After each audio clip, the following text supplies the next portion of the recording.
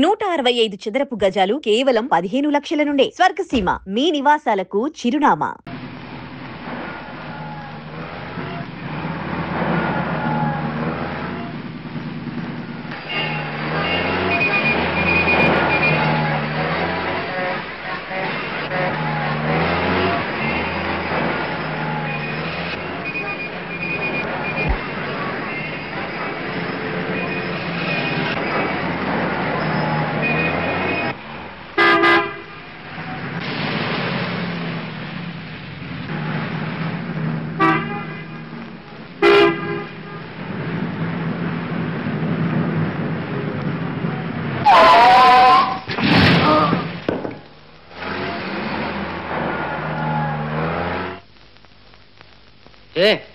చావాలిందా?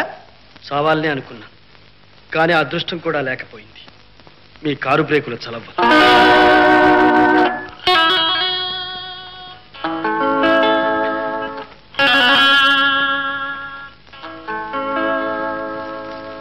క్షమించండి, వస్తాను. ఆగండి, కారెక్కండి. పోలీసులకు అప్పగిస్తారా? కాదు, మీతో పనింది. రండి.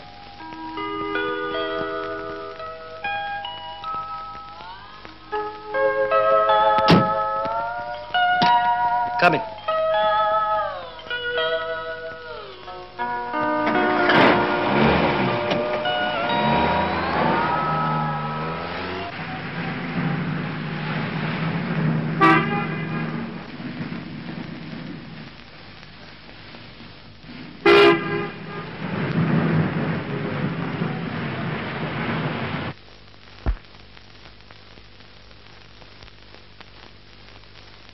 తీసుకోండి విజయ్.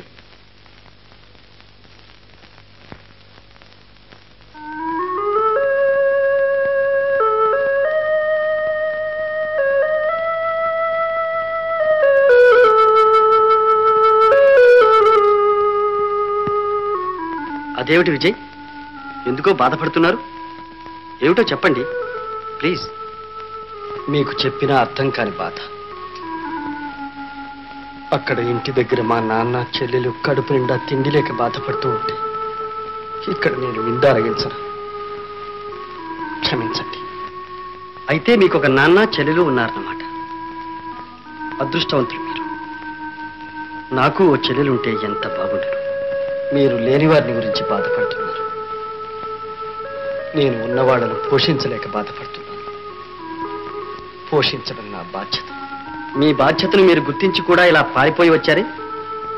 మీరు ప్రాణాలు తీసుకుంటే వాళ్ళగతేం కాను. బ్రతికుండి నేనేం చేయగలను గనక. బీకాం పాస్ అయి 3 ఏళ్ళయింది. ఎంత ప్రయత్నించినా ఉద్యోగం దొరకలేదు. మాదసలే పేద కుటుంబం. ఆస్తి లేకపోయినా ఆడంబరాలకు పోయి ఉన్న ఒక్క చెల్లెలకి పెద్ద సంబంధమే తెచ్చి పెళ్లి చేశాడు నాన్న. ఆ సంబంధం కోసం ఉన్న ఇల్లు అమ్మింది చాలక తలకు మించిన అప్పులు కూడా చేశాడు. చెల్లెలైనా సుఖపడుతుందనుకున్నా. కానీ మీ చెల్లెలి భర్త మంచివాడు కాదా? అది కాదు. అప్పులిచ్చిన వాళ్ళు వారంట్ తెచ్చి మా నాన్నను జైలుకు పంపించారు. ఆ దిగులుతో మా అమ్మ మంచం పట్టింది. మందులకని మాకులకని ఎక్కడ లేని డబ్బు కావలసి వచ్చింది. గత్యంతరం లేక మా చెల్లెలికి అత్తవారిచ్చిన నగలు తాకట్టు పెట్టాం. ఆ నగల్ని విడిపించుకోను లేకపోయాం. మా అమ్మను దక్కించుకోను లేకపోయాం. చివరికి మా చెల్లెలి కాపురం చిక్కుల్లో పడింది. అంటే ఏముంది జయబాబు? నగలు తెచ్చే వరకు గుమ్మంలో అడుగు పెట్టొద్దన్నాడు మా చెల్లెలి మామగారు. సుఖంగా భర్తతో కాపురం చేయవలసిన చెల్లెలు పుట్టింట్లోనే కోలిపోతున్నా ఏవీ చేయలేకపోయిన అసమర్థుడి. ఈ ప్రపంచం అంతా డబ్బుతోనే ఉంది జయబాబు. అర్థమైంది. మీ సమస్య పేదరికం. డబ్బుంటే సుఖం ఉంటుందని, డబ్బుతో అన్ని సమస్యలు పరిష్కరించుకోవచ్చని మీరు అపోహపడుతున్నారు. కానీ డబ్బు లేని బాధ కంటే డబ్బున్న బాధ మరీ ఎక్కువ విజయ్. డబ్బుంటే బాధ. అర్థమైంది రండి.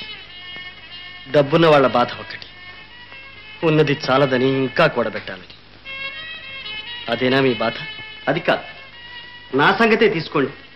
డబ్బు లేకపోవడం అంటూ ఏమిటో నేను ఎరగను, ఊహించలేను కూడా. తరతరాల నుండి మాది జాగీర్దారుల వంశం. 3 ఏళ్లుగా నేను అమెరికాలో ఆటోమొబైల్ ఇంజనీరింగ్ చదువుతున్నాను.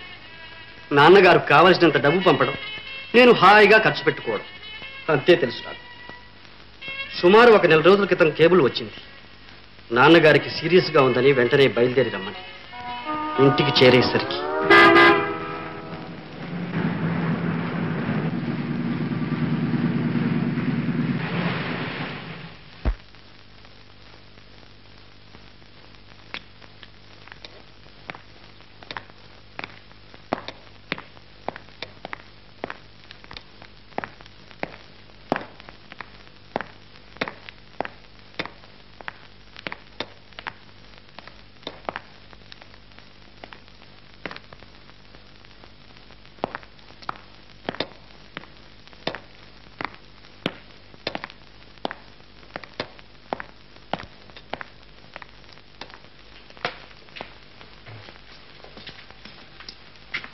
అత్తయ్య, అత్తయ్య, వచ్చావా నాయన, వచ్చావా? అయిపోయింది, అంత అయిపోయింది బాబు. ఇంత చిన్న వయసులో నీకెంత కష్టం వచ్చింది. పనికి మాలిన దాన్ని, కళ్ళు లేని దాన్ని నన్నైనా తీసుకుపోలేదా భగవంతుడు? ఊరుకోండమ్మా, ఊరుకోండి. తల్లి లేని లోపం లేకుండా చిన్నప్పటి నుంచి అజయ్ బాబుని మీ చేతులతో పెంచారు. మీరే ఇలా అధైర్యపడితే ఎలా? చివరి చూపులకైనా నోచుకోలేని నిర్భాగ్యుడయ్యాను. కాస్త ముందుగా తెలియజేయకపోయారా భానుజీ గారు? జబ్బుగా ఉన్నప్పటి నుంచి మిమ్మల్ని రప్పించాలనే ప్రయత్నించాను అజయ్ బాబు. కానీ మీ చదువు ఎక్కడ పాడవుతుందోనని నాన్నగారే వద్దంటూ వచ్చారు. ఇంత త్వరలో ఇలా ముంచుకొస్తుందని ఎవ్వరూ అనుకోలేదు. 4 కాలాల పాటు నాన్నగారికి సేవ చేయాలనుకున్నాను.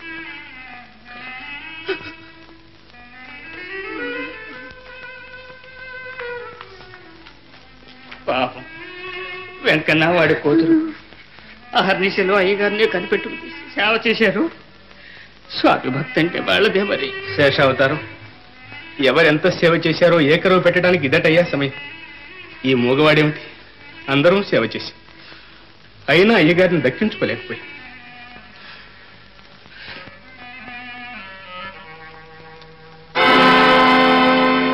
భానుజీ గారు, నాన్నగారి గదికి తాళాలు వేశారే? అత్తయ్య గారు మీతో చెప్పలేదా? నాన్నగారు ఈ గదిలోనే పరమపదించారు. వారు పోయిన నక్షత్రం మంచిది కాదట. అందుకని 1 సంవత్సరం పాటు ఈ గది తెరవకూడదని పురోహితులు శాసించారు. ఇదే విషయం అజయ్ బాబు. మన ఫ్యాక్టరీ పనివాళ్లతో వచ్చిన తగాయిదా లేబర్ ట్రిబ్యునల్ దాకా వెళ్ళింది. గవర్నమెంట్ తీర్పు ప్రకారంగా ఇప్పుడు మనం 70,000 రూపాయలు పరిహారంగా చెల్లించాలి. 70,000? అవునండి.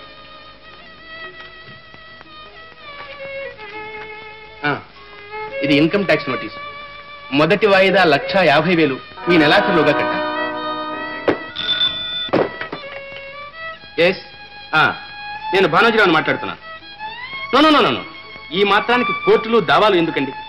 అజయ్ బాబు గారు వచ్చేసారుగా, వారితో చెప్పి సర్దుబాటు చేయిస్తానులేండి. అలాగే. కాంట్రాక్టర్ ప్రసాద్ ఈ మధ్య మన ఫ్యాక్టరీకి కొత్త మిషనరీ సప్లై చేశారు. ఆ బాబతు 60,000 రూపాయలు ఇవ్వాలి. ఇకపోతే ఆగండి, నా బుర్ర వేడెక్కిపోయింది. నేను వింటున్న కొద్దీ మీరు చెబుతూనే ఉంటారు. ఇవాటికి తలనొప్పిస్తాను. లచ్చి, ఏందమ్మా బాబు గారికి భోజనం వడ్డించమని మీ అయ్యతో చెప్పు.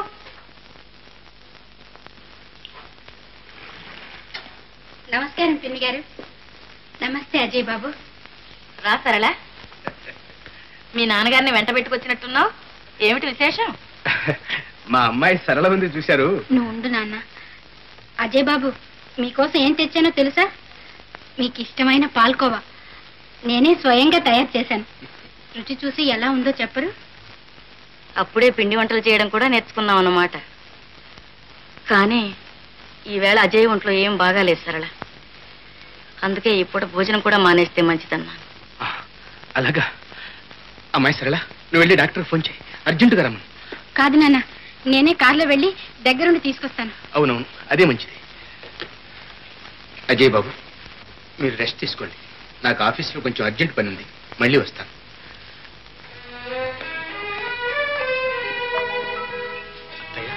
ఏమిటి? ఈ జబ్బేమిటి, డాక్టర్ ఏమిటి? ఏమీ లేదు నాయన, నా భయం నాది. వంశాంకురానివి ఒక్కడే మిగిలావు. ఇంత ఆస్తి ఉంది, ఏ క్షణాన ఎవరికి ఏ దుర్బుద్ధి పుడుతుందో చెప్పలేము. అందుచేత ఈ ఇంట్లో వెంకన్న తప్ప ఎవరు ఏమిచ్చినా తినద్దు. అంత భయంకరమైన పరిస్థితుల్లో ఉన్నాను నేను. అవును నాయన, డబ్బు పాపిష్టిది, ఎంత పనైనా చేయిస్తుంది. కావలసింది తినడానికి కూడా స్వతంత్రం లేదు.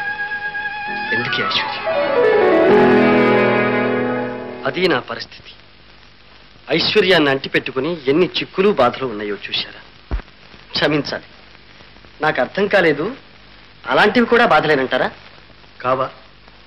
నేను ఇల్లు చేరేసరికి నాన్నగారు పోవడం, నాకేమో ఆస్తి వివరాలు ఏమీ తెలియకపోవడం, ఎటు చూసిన అప్పులు, అంతుపట్టని ఆర్థిక సమస్యలు, ఏ క్షణంలో ఎవరే కీడుతల పెడతారో అన్న భయంతో ప్రాణాలు గుప్పిట్లో పెట్టుకుని బ్రతకడం. క్షణం సుఖం లేదు, క్షణం శాంతి లేదు. అవన్నీ మీరు ఊహించుకుంటున్నవి. అవి ఓ బాధలేనా? నేనే మీ స్థానంలో ఉంటే నిజం. అయితే ఒక్క క్షణం మీరు గమనించే ఉంటారు, మనిద్దరం అచ్చుగుద్దినట్టు ఒకే పోలిగ్గా ఉన్నాం. చూడండి, మన ఇద్దరిలో ఎవరెవరో దేవుడు కూడా పోల్చుకోలేడు. అందుచేత మన స్థానాలు కొన్నాళ్ళు మార్చుకుందాం. నా బాధ్యతలు మీరు మోయగలరో లేదు. మోయలేని వాడిని నేను కాదు, మీరు. పర్వాలేదు, కాయ కష్టం చేసి కలో గంజో తాగుతూ పేదవాళ్ళే హాయిగా కాలం గడుపుతారు. ఈ కుట్రలు కుతంత్రాలు లేని నిర్మల జీవితం వాళ్ళది. కొన్నాళ్ళు అలా జీవించాలి ఇందులో. మా ధనిక జీవితం మీరు అనుభవించి చూడండి. నా పరిస్థితుల్ని చూసి జాలిపడి మీరు అలా అంటున్నారు. కానీ మా ఇంట్లో బాధల్ని మీరు ఒక్కరోజు కూడా భరించలేక పరిగెత్తుకొస్తారని నా భయం. అలాంటి భయాలు లేకుండా ముందే షరతులు పెట్టుకుందాం. ఒక్క ఏడాది గడువు. ఈ లోపుగా మనం ఏమైనా సరే స్థలాలు మార్చుకోకూడదు. అలా అగ్రిమెంట్ రాసుకుందాం. సరేనా? ఏమిటి ఆలోచిస్తున్నారు? సరే, అలాగే చేద్దాం. ఇది ఒక పరీక్ష. ఇందులో ఎవరు నెగ్గుతారో చూద్దాం. అయితే బాత్రూమ్కి వెళ్ళి స్నానావధి కానివ్వండి.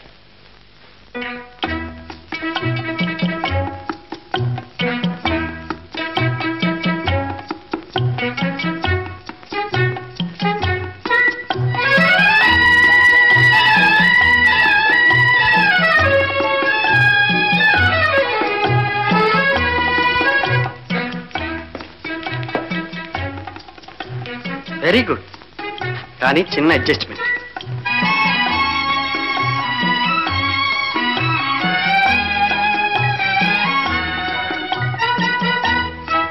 కరెక్ట్. కూర్చోండి. అగ్రిమెంట్ తయారు చేశాను, సంతకం పెట్టండి.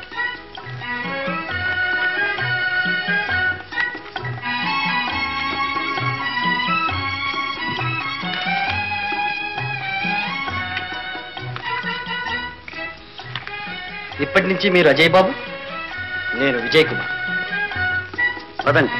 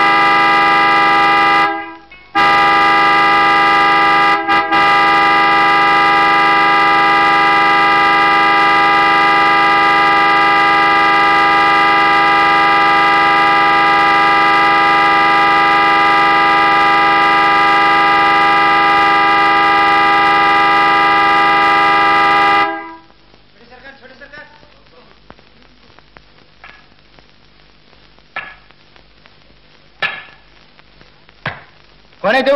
जा जा भाग।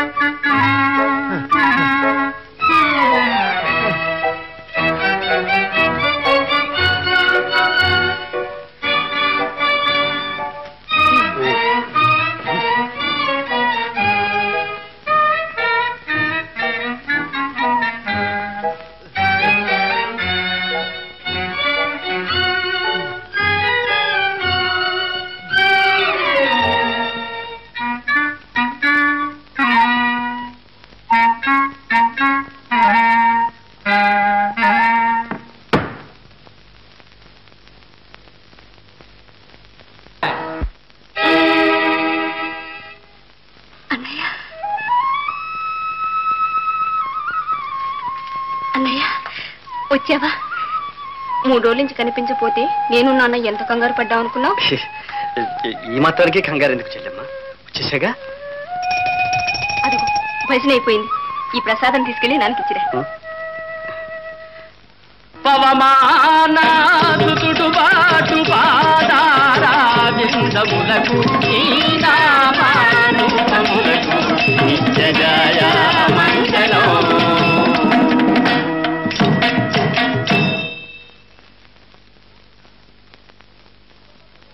అమ్మా మీనా, ఏదమ్మా ప్రసాదం?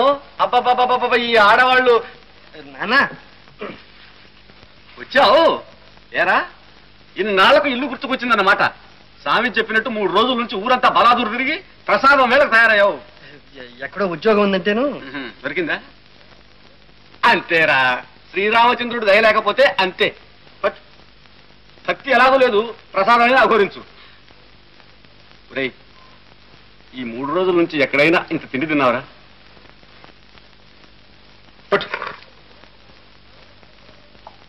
రే, అది దేవుడు ప్రసాదం, కళ్ళకు అద్దుకొని మరీ అఘోరించు. రామా రక్షక, నాయనలారా.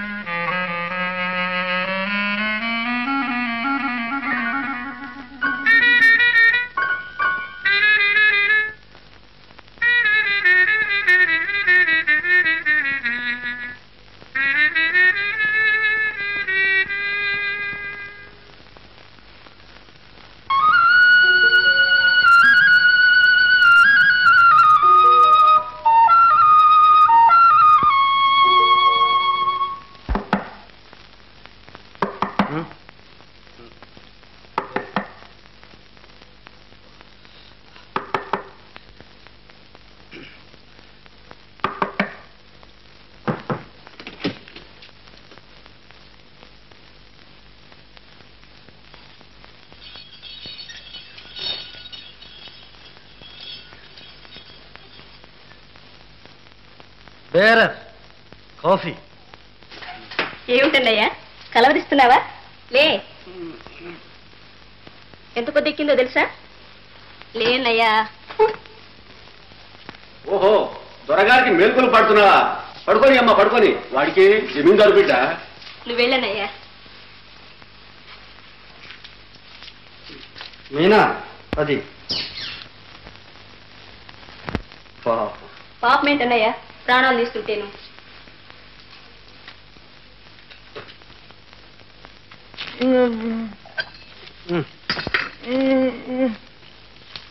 ఏమిటిది పొద్దునే న్యూసెన్స్? అక్కడ పెట్టిపో.